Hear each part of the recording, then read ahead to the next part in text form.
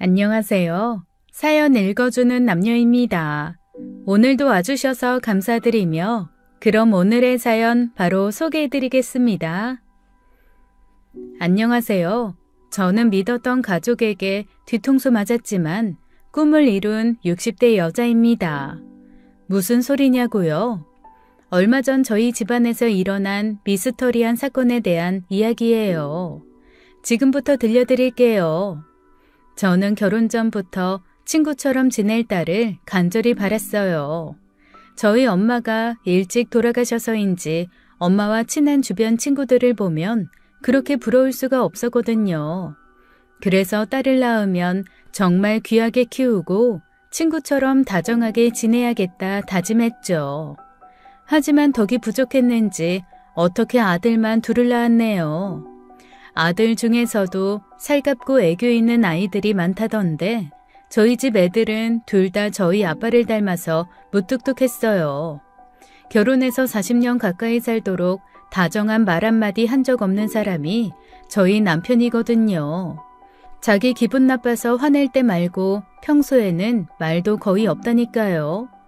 젊었을 때까지만 해도 답답해 죽겠다고 가슴 펑펑 치며 살아왔지만 그것도 적응이 됐는지 이제는 포기하고 삽니다. 그래도 속으로는 가족을 많이 아낀다는 걸 아니까요. 그래도 복이 많은지 남편도 아들들도 큰 사고는 안 쳐서 지금까지 큰 소리 나는 일 없이 무탈하게 잘 살아왔습니다. 그 일이 있기 전까지는 말이죠. 아들들이 장성해서 다 결혼까지 했는데 큰며느리는 큰아들처럼 묻어나고 속 깊은 아이였어요. 맏며느리감으로 딱이라 동네에서도 친척들 사이에서도 칭찬이 자자했습니다. 그런데 문제는 작은 며느리였어요. 사실 첫인사 오는 날부터 샛노란 미니스커트를 풀적이면서 들어오기에 범상치 않은 아이구나 싶었거든요. 그런데 보면 볼수록 참 누구를 닮았는지 참 아이가 철이 많이 없더군요. 그때 큰며느리가 아이를 낳은 지 1년이 지나도록 살이 잘 안 빠져서 속상해하던 시기였습니다. 그런데 어머, 형님은 임신하셨나 봐요. 조카가 하나 있다고 들었는데 둘째도 곧 낳으시는 거예요? 와, 그럼 저 조카가 둘이나 생기는 거네요? 아, 아니에요. 그냥 첫째 임신했을 때 찐살이 아직 안 빠진 거예요. 어머, 죄송해요. 저는 배만 보고 임신하신 줄 알고. 배가 좀 나왔죠? 운동도 많이 하고 있는데 이상하게 살이 잘 안 빠지네요. 네가 살이 찌긴 뭘 쪄. 딱 보기 좋은데. 지금도 밖에 나가면 다들 아가씨로 볼걸? 그렇지 않니? 그럼요. 아가씨가 꼭 날씬하라는 법은 없으니까요. 근데 애기 낳으면 살 빼기 어렵다는 말을 듣긴 했는데 진짠가 보네요. 배가 좀 나왔어도 아가씨 같으세요. 자기야, 나는 살찌기 싫은데 애기 낳지 말까봐. 낳아도 한 10년 뒤에나 낳을까? 상견례 자리에서부터 이런 말을 해서 큰며느리를 속상하게 만들었답니다. 사람이 나쁜 건 아닌데 말과 행동을 좀 생각 없이 하는 유형이랄까요? 그냥 우리가 좀 참고 넘기면 되겠지 했는데 그것 때문에 크고 작은 문제들이 자꾸 생기더라고요. 시누이가 집에 놀러 온 적이 있는데 눈이 찐해서 콤플렉스인 사람한테 쌍꺼풀이 잘 됐다고 해서 한 소리 들었고요. 키가 작은 게 콤플렉스인 시조카에게는 작아서 동생 같고 귀엽다는 안 해도 될 소리를 해서 울린 적도 있어요. 친척 모임만 생기면 저는 작은 며느리가 또 무슨 소리를 해서 분위기를 냉랭하게 만들까 걱정부터 됐답니다. 하지만 이런 건 그냥 웃고 넘길 일들이었죠. 좀 큰 사건은 작은 며느리랑 제가 단둘이 시장에 갔을 때 벌어졌어요. 워낙 산만하고 호기심도 많은 아이라 눈을 안 떼고 있었는데 제가 전복을 고르느라고 잠깐 한눈을 판 거예요. 가게 주인이랑 이게 자연산이네 아니네 하며 한창 신경전을 벌이고 있는데 뒤에서 큰 소리가 나더라고요. 무슨 일인가 하고 뒤돌아보니까 뒤에 사람들이 모여 있고 큰 소리가 나는 게 싸움이 난 모양이더군요. 시장에서 채신머리 없이 뭐하는 짓인가 싶어 혀를 끌끌 차던 제가 작은 며느리를 찾았는데 아이가 없는 겁니다. 이건 뭐 어린애도 아닌데 눈을 잠시도 뗄 수가 없었다니까요. 미아찾기 하는 것처럼 며느리 이름을 부르며 찾아다니는데 뒤쪽에서 낯익은 목소리가 들렸습니다. 바로 그 싸움이 난 곳이었어요. 저는 설마 아니겠지 하며 조심스럽게 그쪽으로 가보았답니다. 한 걸음 두 걸음 다가가면서도 저는 현실을 부정했어요. 아닐 거야. 설마 내 며느리가 이런 데서 싸움이나 하고 있을 리가 없어. 그런데 설마가 사람 잡는다더니 거기서 싸우고 있는 사람이 바로 제 둘째 며느리였어요. 아니 새아가 너 지금 여기서 뭐 하는 거니? 어머님, 글쎄 이분이 여기서 명품 짝퉁 신발 팔고 계시는 거예요. 손님이 사려고 하시기에 저 걱정돼서 그거 짝퉁이라고 혼잣말 한 것뿐인데 사장님이 화를 내시잖아요. 아니 그냥 짝퉁이라고만 했으면 내가 말을 안 해. 박음질이 구리다는 둥, 로고가 삐뚤어졌다는 둥, 그거 신으면 없어 보인다는 둥. 아니 왜 남의 가게 와서 장사 회방을 놓는 거야? 이게 짝퉁이든 짝짝이든 그쪽이 무슨 상관이냐고. 저는 이 신발 제가 백화점에 산 거라 진짜가 집에 있단 말이에요. 그래서 짝퉁인 걸 잘 아니까 말씀드린 거죠. 다른 분들이 속아서 사실 일 없도록이요. 백화점에서 샀든가 말든가 안 물어봤어. 애초에 시장에서 2, 3만 원에 파는 신발이 명품이라고 생각할 사람이 어디 있어요? 자기 빼고는 다 바보 천치로 하는 거야? 제가 틀린 말 한 건 아니잖아요. 그리고 이렇게 짝퉁 물건 파는 건 불법 아닌가요? 아이, 이 아가씨 웃기네.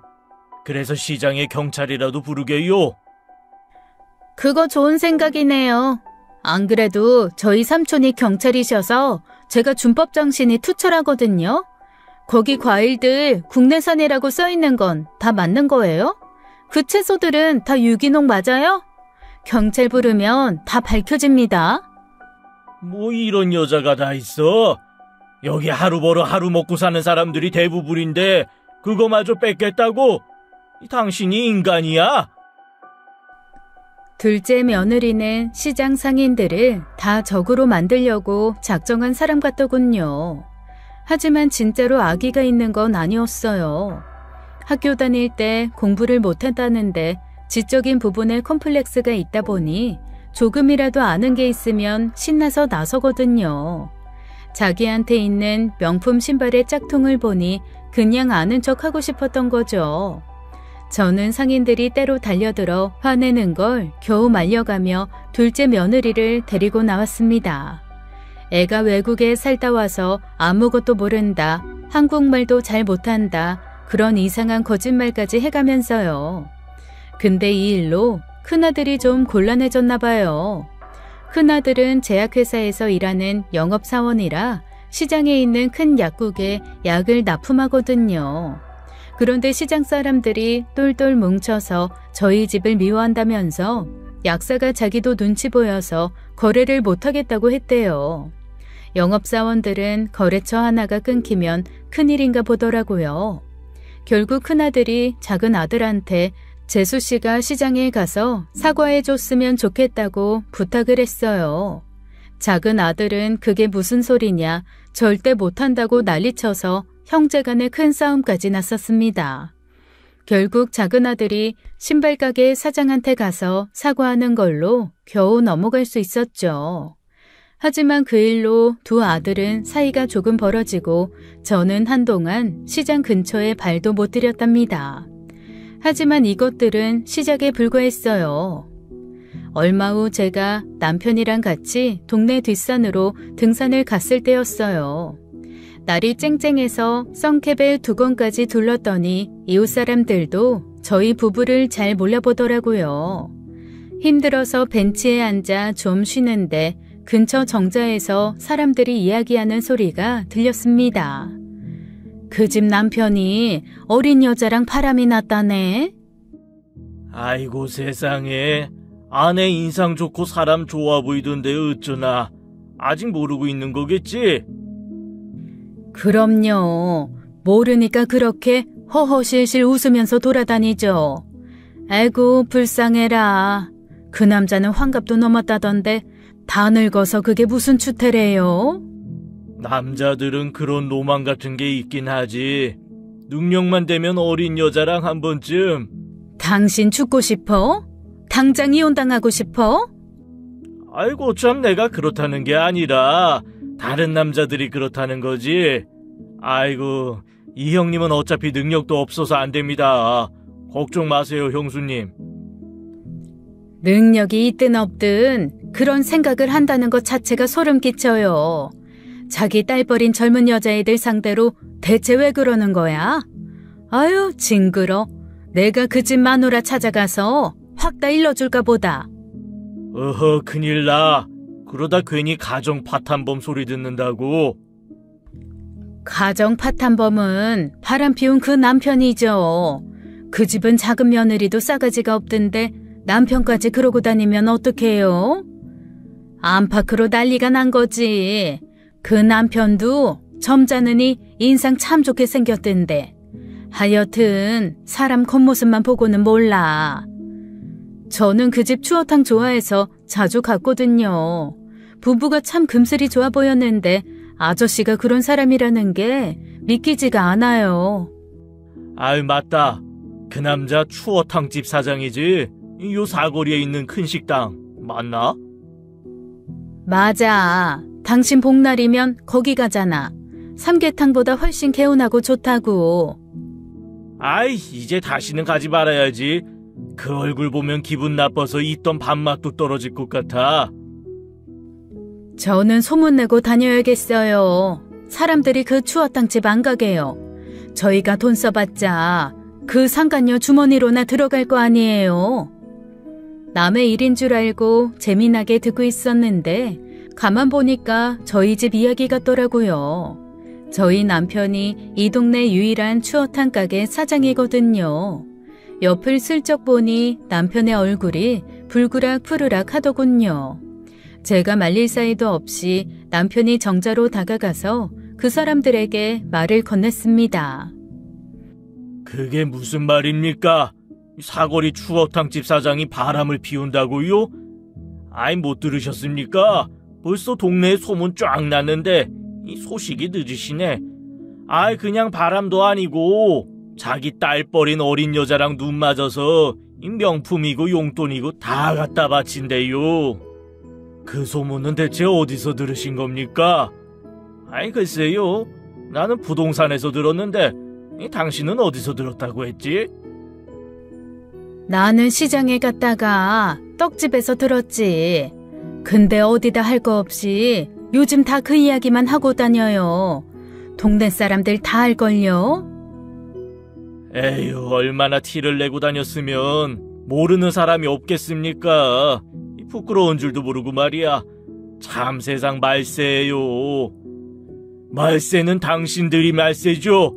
알지도 못하면서 떠도는 소문만 믿고 함부로 떠드는 사람들.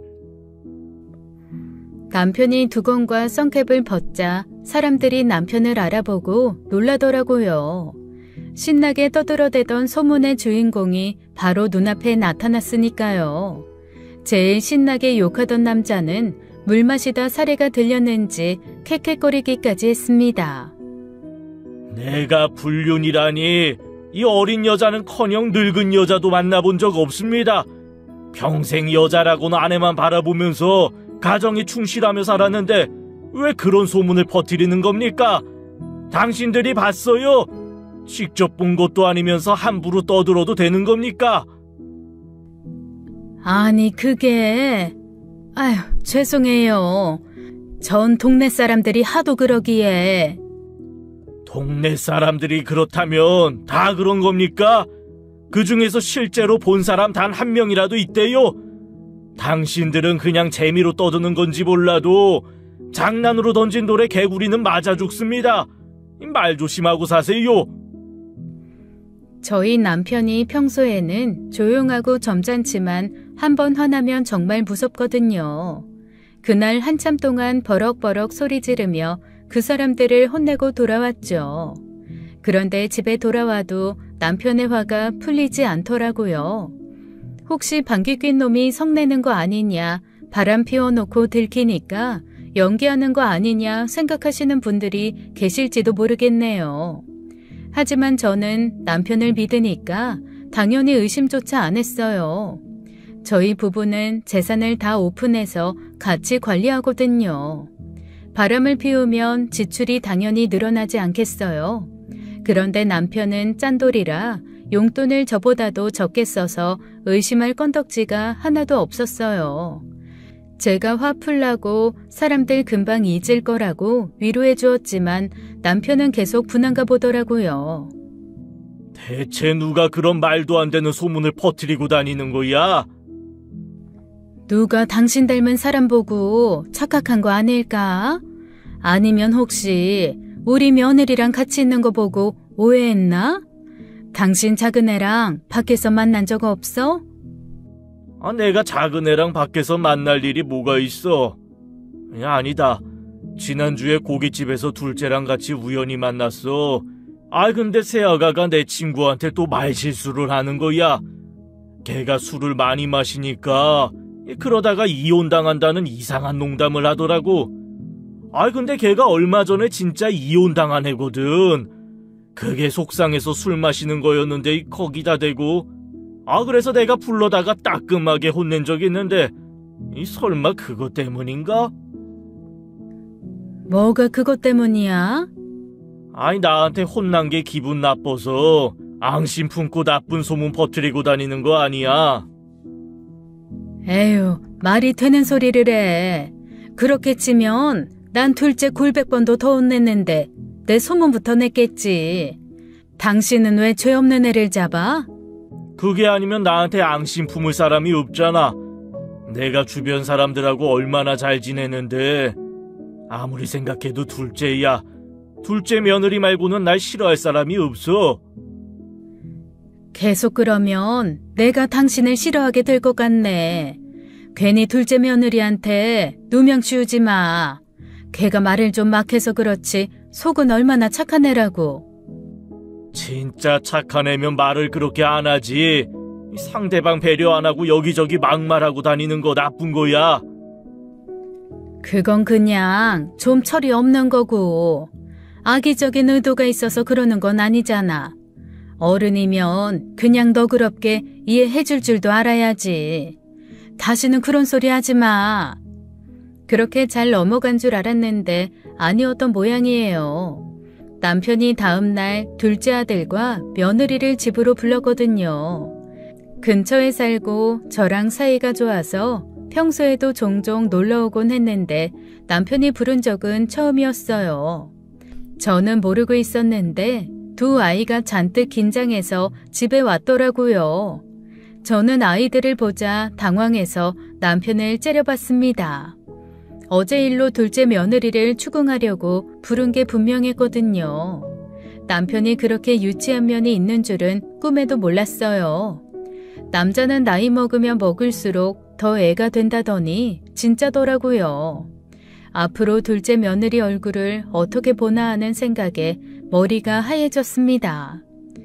주말에 자기들끼리 쉬기도 바쁜 애들을 집에 왜 불러? 제발 어른으로서 체면 좀 지켜. 내가 알아서 할 테니까 당신은 잠자코 있기나 해. 두 분 무슨 일 있으세요?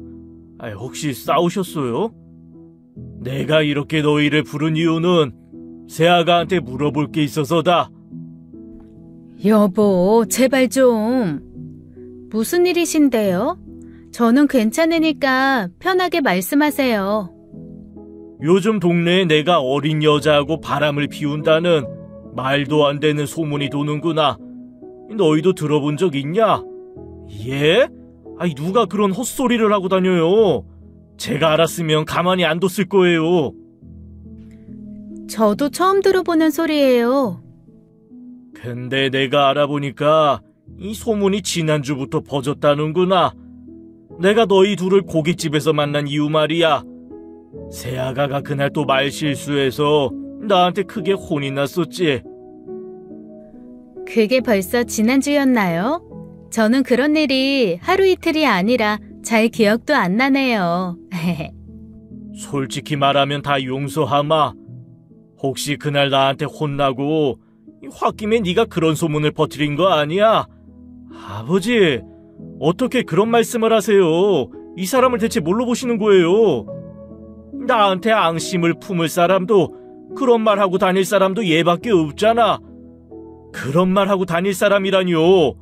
이 사람이 조금 철이 없어서 말을 막 하긴 해도 없는 말 지어내고 헛소문 퍼뜨리는 사람 아니에요. 저 아니에요. 하늘에 맹세코 그런 말 해본 적도 없어요. 미안하다. 네 시아버지가 지금 화가 나서 제정신이 아니야. 당신 제발 그만 좀 해. 증거도 하나도 없는데 며느리한테 왜 그러는 거야? 아니, 내 주변에 네가 아니면 그럴 사람이 없잖아. 그냥 솔직하게 말하고 사람들한테 아니라고 해명하면 돼. 그럼 나도 다 용서하고 이번 일은 잊을 테니까. 저 정말 아니라니까요. 아니라고 해도 안 믿을 거면 뭐하러 부르셨어요? 아버님이 이런 분이신 줄 몰랐어요. 저야말로 실망이에요. 그날 정말 난리도 아니었습니다. 남편과 둘째 아들은 화나서 서로 고함을 치며 싸우고 저는 속상해서 우는 둘째 며느리를 달래느라 정신이 없었어요. 결국 아무것도 해결되지 못하고 서로 감정만 상한 채로 아이들이 돌아갔습니다. 저는 결혼한 후 처음으로 남편이 너무 창피하고 너무 실망스럽더라고요. 증거가 있어도 증거를 의심해봐야 할 판에 증거도 없는데 자기 심증만으로 며느리를 오해하고 몰아붙이다뇨. 그렇게 경솔하고 무책임한 사람인 줄 꿈에도 몰랐습니다. 하지만 오죽 속상하고 화가 나면 사람이 저렇게 변했을까 하는 생각에 짠하기도 하더라고요. 저는 일단 남편을 잘 달래주고는 내가 해결할 테니 걱정 말라고 말했습니다. 다음날 저는 날이 밝자마자 첫째 며느리에게 가서는 남편의 카드와 통장 사용 내역을 뽑아달라고 했어요. 그 후 그걸 가지고 시장으로 갔죠. 소문을 낸 사람이 누구인지는 모르지만 소문이 커지고 퍼진 곳은 시장일 게 분명했거든요. 워낙 말도 많은 곳이지만 지난 둘째 며느리 사건으로 저희 집의 감정도 안 좋았으니까요. 저는 말 많은 걸로 유명한 떡집 사장에게 찾아갔습니다. 그랬더니 또 저희 이야기를 하고 있는 건지 뭔지 대여섯 명이 모여 쑥덕거리고 있더라고요. 저는 테이블 위에 제가 뽑아온 자료들을 올려놨습니다. 내 남편이 어린 여자랑 바람나서 명품이고 용돈이고 다 준다는데 그 돈 다 어디서 났냐고요. 내 남편은 한 달 용돈 30만 원도 채 안 쓰는 짠돌이 중에 짠돌이라고요. 그리고 집안 재산은 다 공동명의라 혼자 못 빼가고 나간 돈이 없는데 대체 어떻게 그런 짓을 하느냐고요. 제가 남편의 카드 사용 내역을 보여주자 다들 꿀먹은 벙어리가 되더군요. 명품은 무슨 고작해야 국밥집 7,000원, 슈퍼마켓 5,000원 그런 것들이 전부였거든요. 저는 한 번만 더 그런 헛소문 퍼뜨렸다가는 명예훼손에 모욕죄로 고소할 거라는 엄포까지 놓고 돌아왔습니다. 그 일이 또 소문이 났는지 헛소문이 금세 사그라들더라고요. 저는 남편을 닥달해서 둘째 며느리에게도 사과하게 만들었습니다. 남편은 끝까지 의심을 버리진 않았지만 그래도 제 성화에 못 이겨 사과를 했어요. 그 일의 범인을 잡지는 못했지만 그래도 일이 잘 끝났으니 다 해결됐다 싶었죠. 그런데 해결된 게 아니더라고요. 저희 집을 괴롭히는 악성 소문은 이제 시작이었습니다. 남편 사건이 있고 2달 정도가 지났을 때였어요. 오랜만에 큰아들과 며느리가 놀러와서 같이 저녁을 먹고 쉬는데 갑자기 초인종이 울리더라고요. 무슨 일인가 싶어 나가보니 둘째 며느리가 밖에서 펑펑 울고 있었습니다. 놀란 저는 얼른 아이를 들어오게 하고 따뜻한 차를 가져다 주며 물었어요. 대체 무슨 일이 생긴 거야? 왜 오는지 말을 좀 해봐. 어머님 둘째 아들 너무 이상해요. 어떻게 자기 아내한테 그런 막말을 할 수가 있어요? 막말을 했다고요? 재수 씨가 아니라 동생이요? 땡! 넌 조용히 안 해? 둘째가 뭘 어쨌는데. 동네에 또 이상한 소문이 도나 봐요. 이번에는 남편이 바람 피운다는 말도 안 되는 소문이요. 식당에서 사람들이 이야기하는데 저는 그 말 안 믿어서 그냥 코웃음 쳤거든요. 근데 남편이 제가 그 소문 퍼뜨린 거 아니냐고 그럴 사람 저밖에 없다고요. 세상에, 그놈 자식이 그런 말을 했어?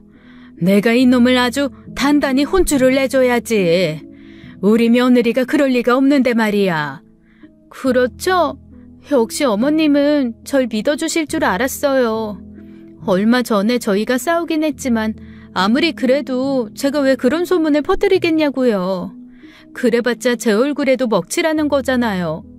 그렇지. 남편이 바람 피운다는데 아내가 좋을 게 뭐야? 그런데 남편은 제 말을 안 믿어요. 저번에 아버님이 그러셨던 거랑 똑같이 계속 저밖에 그럴 사람 없다는 말만 해요. 어머님, 저 결혼 잘못했나 봐요. 어떻게 남편이 저한테 그럴 수가 있어요? 저는 저에게 안겨 엉엉 우는 둘째 며느리가 안타까워 한숨을 내쉬며 등을 토닥여 주었어요. 남편한테 그런 억울한 의심을 받으면 저라도 열이 뻗칠 것 같더라고요. 한참을 그렇게 달래주고 있는데 다시 초인종 소리가 들렸습니다. 둘째 아들이었죠. 저는 문을 열자마자 아들의 등짝부터 세게 후려쳤어요. 너 미쳤어? 어떻게 그런 말도 안 되는 소문만 믿고 네 아내를 의심해? 엄마가 모르셔서 그래요. 저도 진짜 속상해 죽겠다고요. 제가 괜히 그러겠어. 쟤도 다 이유가 있겠지. 어서 들어와서 자세히 좀 말해봐라. 아니, 식당에서 밥 먹고 있는데 아줌마들이 그러더라고요. 추어탕집 남자가 어린 여자랑 바람 피운다더니 그 집 둘째 아들놈도 서울에 첩을 두고 산다고. 그 아버지의 그 아들이라고요. 내가 어린 여자를 만난다니. 그 이야기 그때 다 끝난 거 아니었어? 그랬는데 이번에 제 소문까지 돌면서 부전자전 스토리로 엮여서 같이 도나봐요. 내가 진짜 어이가 없어가지고. 그건 그 사람들이 잘못한 건데 왜 죄 없는 네 아내를 잡어? 저번에 아버지 말씀 들을 때까지만 해도 저도 설마 했거든요. 근데 이번에도 딱 제가 이 사람이랑 싸우고 난 뒤에 그 소문이 시작됐어요. 얼마 전에 얘가 제 친구한테 보톡스 맞은 거 아니냐고 하기에 제가 화냈거든요. 남 외모에 대해서 그렇게 함부로 말하는 거 아니라고요. 저는 진짜 시술이 너무 잘 되신 것 같아서 한 말이거든요. 그렇게 좋은 병원 있으면 저도 추천받고 어머님께도 말씀드리려고요. 내 친구가 안 했다는데도 굳이요. 그래서 그날 제가 말 조심하라고 엄청 화냈어요. 근데 제가 물어보니까 그 즈음부터 소문이 돌기 시작했대요. 얘 아니면 저에 대해 나쁜 말 하고 다닐 사람 없잖아요. 밖에서 술이라도 먹고 홧김에 이상한 소문 퍼뜨린 게 분명해요. 그래서 내가 뭐라고 했냐?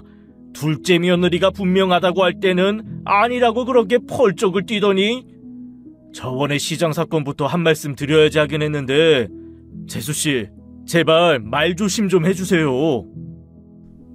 저는 정말 아니라니까요. 술김에 그랬겠지.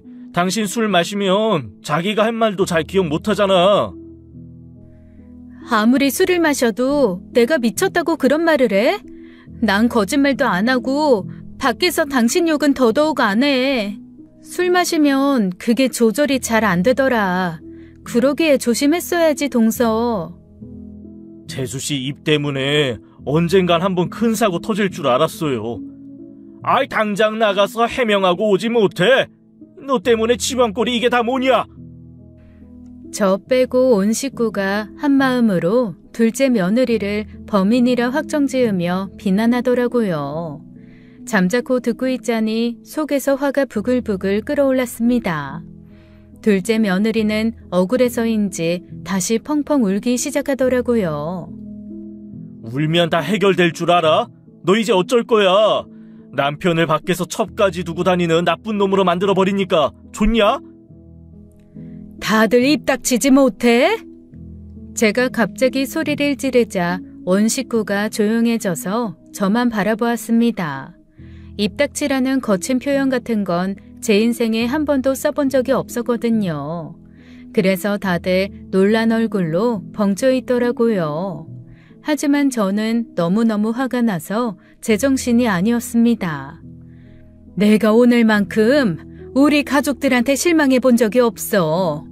둘째 너, 내 아내가 그런 말 하고 다니는 거 내가 봤어? 내가 직접 들었어? 증거가 단 하나라도 있어? 아이, 그건 아니지만 정황상 너무... 정황상이라니? 내 소문 퍼뜨리고 다니는 사람들도 다 그런 마음으로 하는 거야. 증거는 없고 내가 본 것도 들은 것도 아니지만 사람들이 그러니까 정황상 맞겠지 않은 경솔함. 얘는 네 가족이야. 하나밖에 없는 아내고. 그런 사람을 의심하고 비난하려면 최소한 증거 하나는 있어야 하지 않겠니? 엄마는 너무 이 사람 편만 드시는 거 아니에요? 저도 오죽하면 이러겠냐고요. 나도 오죽하면 내 배로 낳은 아들을 두고 며느리 편만 들겠니? 네가 하는 짓이 하도 어이가 없고 화가 나서 그런다. 다들 똑같아. 어떻게 이 집안 남자들이 똘똘 뭉쳐서 이 작은 애 하나 잡아먹지 못해서 안달이야? 증거 하나도 없이 사람 잡는 거 밖에서 헛소문 퍼뜨리는 사람들이랑 뭐가 달라? 아, 우리가 어디 괜히 그래? 세아가 평소 행실이 문제가 많았잖아. 우리 집안에 재 빼면 이런 문제 일으킬 사람이 대체 어디 있겠냐고.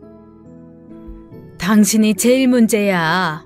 어른이 돼서 함부로 며느리 탓이나 하면서 괜한 애 잡으니까 아들이 똑같이 배워서 하는 거 아니야. 나 당신한테 정말 크게 실망했어. 왜 아버지한테 그러세요? 저는 아버지 때문에 그러는 게 아니라 저 사람이 정말 수상해서 그러는 거예요.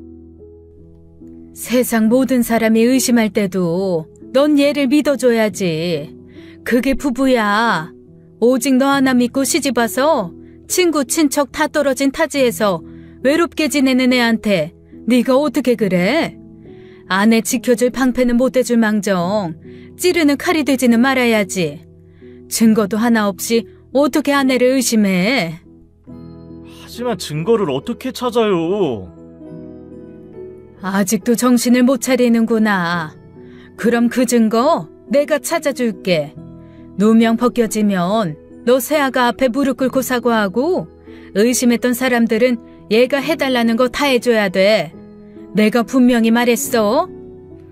저는 둘째 며느리의 누명을 벗겨주겠다고 선언한 뒤 식구들을 돌려보냈습니다. 제가 세아가를 이렇게 철석같이 믿는 이유가 궁금하시죠? 지금까지 제가 며느리 흉댈 소리만 했던 것 같은데 늦었지만 칭찬도 좀 하고 넘어갈게요. 저희 둘째 며느리는 가슴 아프게도 부모님이 어릴 때 돌아가셔서 할머니 손에 자랐습니다. 그래서 돌아가신 부모님 대신 저희를 부모님처럼 생각해주곤 했죠.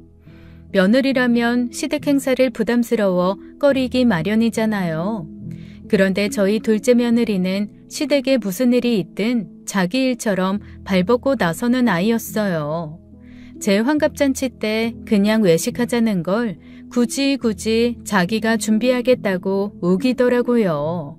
그때는 세아가에 대해 잘 모를 때라 저는 말도 못하고 내심 혼자 걱정했습니다. 그런데 비싼 호텔 한정식보다 더 맛있고 고급스러운 생일상을 차려주더라고요. 친척들마다 어찌나 칭찬을 하던지 그때 정말 어깨가 으쓱해졌어요. 피땀 흘려 키운 두 아들한테도 그런 효도는 못 받아봤거든요. 둘째 며느리의 반전 매력은 요리를 정말 잘한다는 거였습니다. 타고난 재능인지 처음 해보는 요리를 레시피 보고 뚝딱 만든 게 요리 경력 40년인 저보다 훨씬 낫더라니까요. 어찌나 맛깔나게 하는지 제가 대충 요리한 것도 작은 애가 꾸며놓으면 몇 배는 더 맛있어 보였죠. SNS에 음식 사진을 올린 게 인기가 많아서 인플루언서인가 뭔가가 돼서 돈도 많이 번대요. SNS에서 유명한 사람들을 인플루언서라고 부른다는데 그래서인지 업체에서 선물을 많이 보내주더라고요. 프라이팬이나 냄비 같은 조리도구도 받고 한우나 랍스타 같은 비싼 식재료도 많이 받아오곤 했습니다. 그러면 둘째 며느리는 자기 혼자 쓰지 않고 좋은 걸 챙겨다가 저희 집과 큰애 집에 보내주기 바빴어요. 평소에도 좋은 게 있으면 가족들 먼저 챙기곤 하는 착하고 정 많은 예쁜 며느리랍니다. 그리고 새아가가 시집 온 지 얼마 안 됐을 때 다 같이 여행 가서 펜션 거실에 옹기종기 모여서 잔 적이 있었어요. 새벽에 화장실 갔다 오던 둘째 며느리가 제 쪽으로 걸어오더라고요. 무슨 일인가 싶었는데 제가 잠결에 차는 이불을 다시 잘 덮어주며 토닥여주기까지 하고 자기 자리로 가더라고요. 그 손길이 참 따뜻해서 아직도 잊혀지지가 않는답니다. 저는 어머니가 일찍 돌아가셔서 잘 못 받아봤거든요. 엄마가 있었다면 내가 잘 때 이렇게 해주셨겠지 싶어 뭉클하더라고요. 그 뒤로 저는 둘째 며느리가 말을 아무리 밉게 해도 전혀 밉지가 않았어요. 심성은 누구보다 착한 아이라는 걸 아는데 어떻게 미워할 수가 있겠어요. 그래서 저는 둘째 며느리의 누명을 꼭 벗겨주어야겠다고 다짐했습니다. 그런데 진실을 파헤칠수록 놀라운 일이 벌어지더라고요. 이 사건에 생각지도 못한 반전이 있었거든요. 둘째 며느리 누명 벗기기 작전이 시작된 날 어떻게 하면 좋을까 밤새 고민하던 저는 아침이 되자 은밀하게 다시 시장에 있는 떡집을 찾아갔습니다. 떡집 사장은 동네에서 청주댁이라 불리는 여자였는데요. 그 동네에서 가장 입이 가볍고 또 가장 발이 넓은 걸로 유명한 사람이었어요.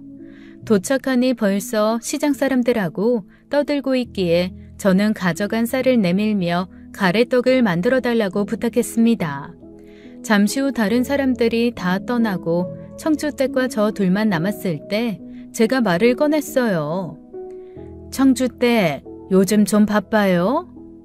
아유, 바쁘긴 뭘 바빠요. 대목도 다 지나갔으니 너무 한가해서 탈이죠. 그럼 내가 부탁 하나 해도 될까요? 요즘 우리 집에 대한 소문이 또 돌고 있는 거 알죠? 아유, 아니에요. 몰라요. 저는 진짜 아무것도 몰라요. 동네 사람들 다 아는데 마당발 청주댁이 모를 리가 있나. 우리 둘째 아들에 대한 소문 도는 거 나도 다 들었어요. 괜찮으니까 말해봐요. 아유, 그게 절대로 제가 낸 소문은 아니고 저도 그냥 들은 거예요. 글쎄 그 집 둘째가 바람을 피우는데 서울에 그 여자 집도 마련해줬다고 왔다 갔다 하면서 첩이랑도 같이 사는 꼴이라고. 아니죠? 당연히 아니죠. 걔는 그럴 돈도 없을 뿐더러 서울 안 가본 지 오래됐어요. 주말에도 집에만 콕 박혀 있다니까. 제가 그럴 줄 알았어요. 그래서 내가 아니라고 다 부인하고 다녔거든요. 부인해봤자 아무도 안 믿을 거 나도 알고 청주댁도 알아요. 그래서 말인데요. 내가 그 범인을 찾아내야겠어요. 범인을 어떻게 찾아요? 내가 직접 움직이면 범인이 숨을 게 분명해요. 그런데 이 동네에 청주댁 귀한다고 발길 안 닿는 곳이 없잖아요. 청주댁이 나 대신 좀 알아봐주면 좋겠어요. 다시 우리 가족에 대한 이상한 소문이 돌면 은밀하게 나서서 소문의 근원을 찾아봐요. 제가요? 형님, 제가 무슨 탐정도 아니고 그런 능력 없어요. 장사해야 돼서 그럴 시간도 없고요. 내가 설마 공짜로 부탁하겠어요? 범인만 찾아주면 원하는 명품 가방 하나 바로 사줄게요. 지금 명품 가방이라고 하셨어요? 저만 믿으십시오, 형님. 최선을 다하겠습니다. 청주댁은 명품을 아주 좋아하는 사람이었거든요. 카드비까지 내서 명품을 사다가 딸에게 딱 걸려서 카드를 압수당했다는 소문이 자자했어요. 그래서 명품 가방 이야기를 했더니 역시나 바로 넘어오더라고요. 청주댁의 능력을 믿는 저는 든든한 마음으로 기다렸습니다.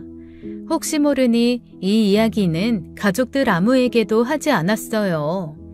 그렇게 조용히 며칠이 흘렀습니다. 저는 그동안 다시 얼굴을 가린 채 뒷산과 동네 사랑방을 돌아다니며 혹시 또 다른 소문이 없나 알아봤죠. 그렇게 일주일 정도가 지난 후 드디어 제가 기다렸던 소문이 들렸습니다. 이번엔 바로 저에 대한 소문이었어요. 그 이야기 들었어? 글쎄 추어탕집 부부가 사실 쌍방불륜이라며? 아, 그거 나도 들었어.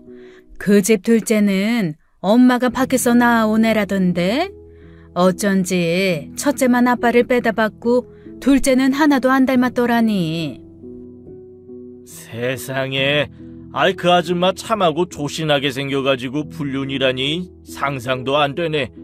역시 여자들은 믿으면 안 된다니까. 믿으면 안 되긴 뭐가 안 돼? 그렇게 치면 남자는 그 집 아버지랑 아들들 다 불륜이라던데 남자들이 더하지. 그래도 그 집 아줌마는 진짜 관상에 불륜이 없잖아. 이 참한 심사임당같이 생겼는데 그런 짓을 할 거라고는. 원래 얌전하게 생긴 사람들이 호박씨도 잘 까고 그러는 거야. 나처럼 대놓고 괄괄하고 센 사람들이 오히려 더 착실하고 의리 있고 그래. 아이고 예 그러시든가요. 암튼 나는 이제 그 추어탕집은 안 가려고. 그렇게 도덕심 없는 사람들인데 음식은 제대로 만들겠어. 맞네. 김치도 중국산 쓰면서 국산이라고 써놓고 그럴 것 같아. 추어탕도 미꾸라지 아니고 뱀장어 같은 거 넣는 거 아니야? 바보야? 뱀장어가 얼마나 비싼데 그걸 넣어주면 땡큐 감사합니다 하고 먹어야지. 그래? 난 요리를 안 하니까 몰랐지. 아무튼 나도 그 집 못 믿겠다. 앞으로 절대 안 가. 아니라고 부정할 의지조차 생기지 않는 얼토당토 않은 헛소리에 저는 고개만 절레절레하고 집으로 돌아왔습니다. 그리고 초조하게 핸드폰을 바라보며 청주댁의 연락을 기다렸죠. 이 소식을 못 들었을 리 없는 청주댁이 분명 여기저기 알아보고 다니는 중일 테니까요. 하루 종일 기다렸지만 연락이 없었고 저는 오늘은 아닌가 보다 하고 실망하며 그냥 잠에 들었습니다. 그런데 밤 11시가 넘은 시간에 제 핸드폰이 울렸어요. 청주댁이더군요. 선잠에 들었던 저는 금세 깨서 남편 몰래 전화기를 들고 밖으로 나왔습니다. 청주댁이 아파트 밑에 있는 놀이터로 나오라고 은밀하게 속삭이더군요.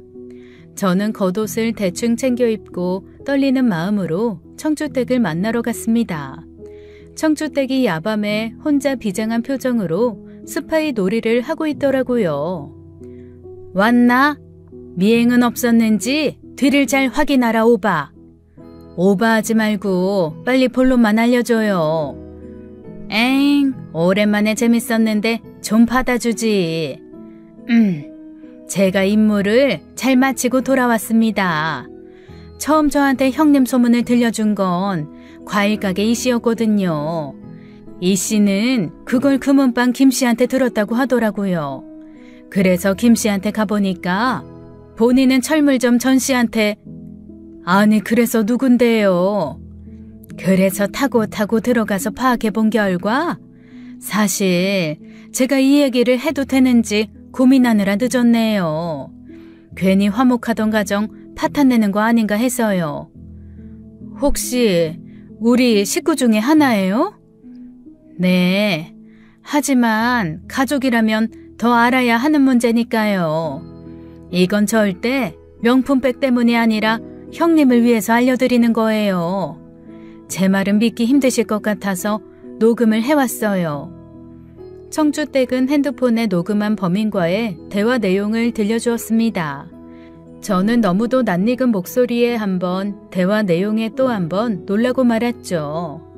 범인은 바로 둘째 며느리가 아니라 바로 남편의 누나, 저의 시누이였습니다. 그날 뜬 눈으로 밤을 새운 저는 아침이 밝자마자 남편을 깨워서 근처에 있는 시누이의 집으로 쳐들어갔어요. 제가 왜 그러는지 모르는 남편과 시누이는 어리둥절해 하더군요. 저는 그 자리에서 청주댁에게 넘겨받은 녹음본을 틀었습니다. 국밥집 정씨한테 들었는데 추어탕집 언니 불륜 얘기를 형님이 하셨다면서요? 제가 도저히 믿어지지가 않아서 그래요. 아무한테도 얘기 안 할 테니까 저한테만 살짝 얘기해 주세요. 그거 진짜예요? 비밀로 해줄 거지? 그럼요. 제가 그 언니랑 얼마나 사이 나쁜지 아시잖아요. 그때 그 언니 남편 이야기하다가 걸린 걸로 저한테 얼마나 화를 내든지. 아유, 그 뒤로 다시는 안 보고 살아요. 우리 올케가 착한 척하지만 원래는 그렇게 성격이 못됐다니까. 그래서 내가 참고 참다가 한 이야기야.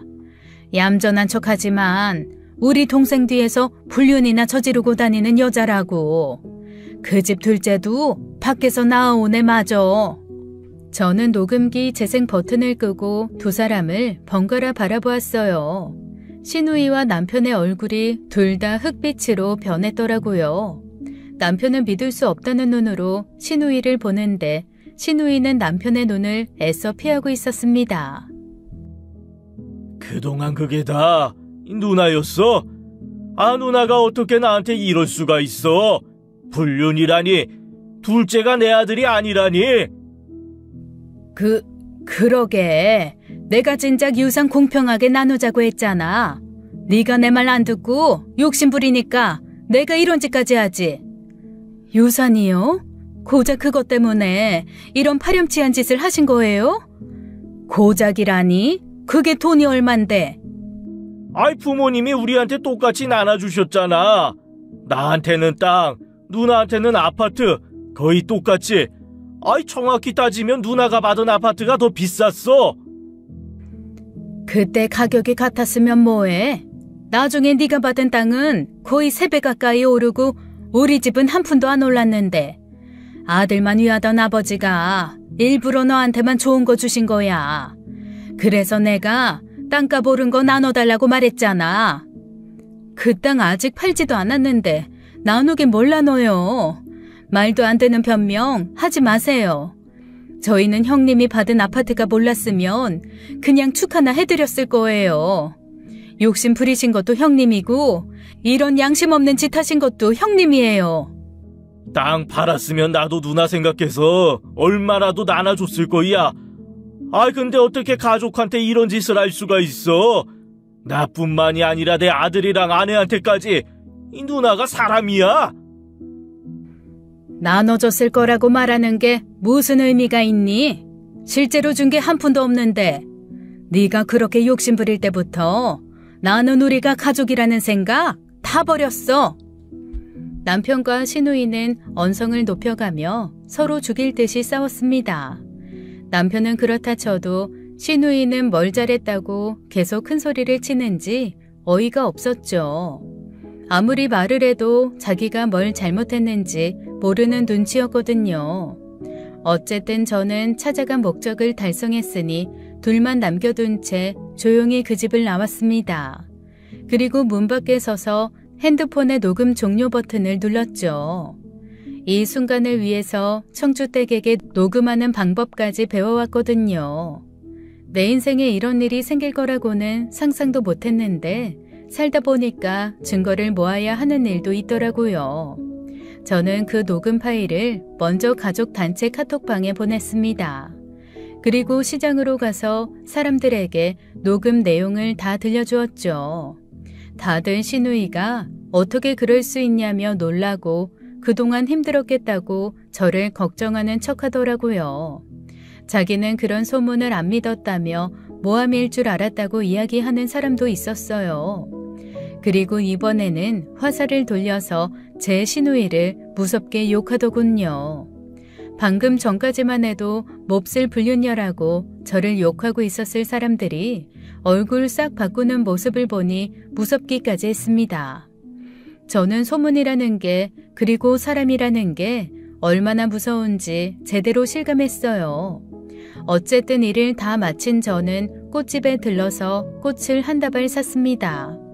그리고 저만 목 빠지게 기다리고 있을 둘째 며느리의 집으로 향했죠. 둘째 며느리는 제가 들어가자마자 달려와 저를 안아주더라고요. 얼마나 울었는지 눈이 퉁퉁 부어서는 온 얼굴이 눈물 범벅이었습니다. 제 모자란 아들은 거실에 무릎을 꿇고 앉아있더군요. 정말 감사해요. 저한테 진짜 가족은 어머님밖에 없어요. 평생 어머님한테 충성하면서 살게요.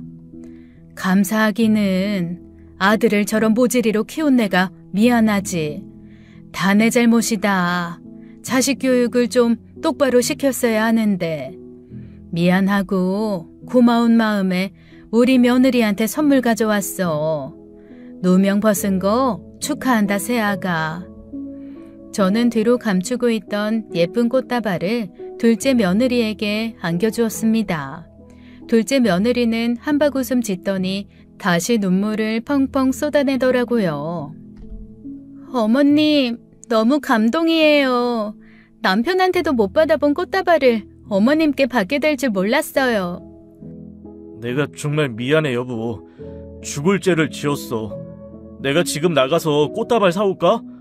당신을 위해서라면 100개라도, 아니 꽃집이라도 사올 수 있어. 으이그, 말이나 못하면. 당신은 어머님 덕분에 용서받은 줄이나 알아. 어머니 아니었으면 나 진짜 이혼했을 거야. 알지. 그래서 어머니한테도 당신한테도 너무너무 미안하고 고마워. 앞으로는 정신 똑바로 차리고 두 여자분한테 평생 충성하면서 살게. 그때 초인종이 울려서 나가보니 제 남편과 큰아들, 큰며느리가 문 밖에 와 있었습니다. 자기들 지은 죄를 아는지 민망한 얼굴로 쭈뼛대며 서 있더라고요. 저는 그 모습이 웃겼지만 짐짓 화난 얼굴로 들어오라고 말했습니다.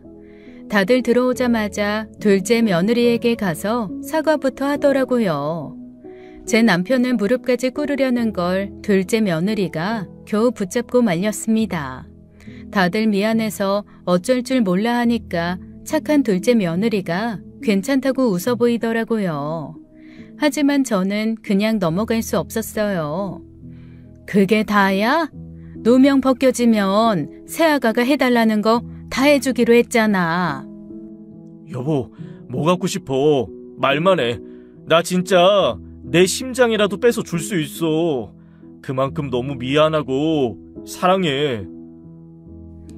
그런 걸 어디다 갖다 쓰니? 마음은 돈으로 드러내는 거니까 물질로 보상해.